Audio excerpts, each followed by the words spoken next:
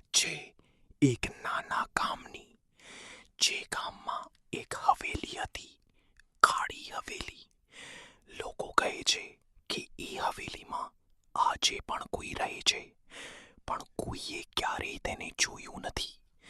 દરરોજ રાત્રે 12 વાગે એ હવેલીમાંથી અજાણ્યા અવાજો આવવા લાગે.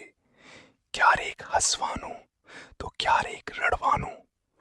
ગામના લોકો એ હવેલી પાસે જવાનું પણ ટાળી દે છે, કારણ કે જે કોઈ ત્યાં ગયો એ ક્યારેય પાછો આવ્યો નથી. એક દિવસ શહેરમાંથી એક યુવક આવ્યો. નામ હતું અજય. અજયને આ બધી વાતો પર વિશ્વાસ નહોતો. એણે નક્કી કર્યું કે એ કાળી હવેલીનું સત્ય શોધીને જ રહેશે.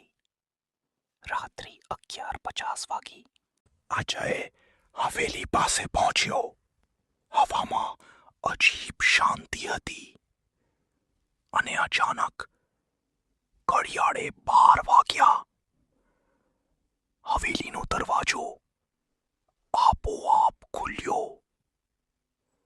અજય ધીમે ધીમે અંદર ગયો અને પછી એણે જે જોયું એ જોઈને એની આંખો ફાટી ગઈ.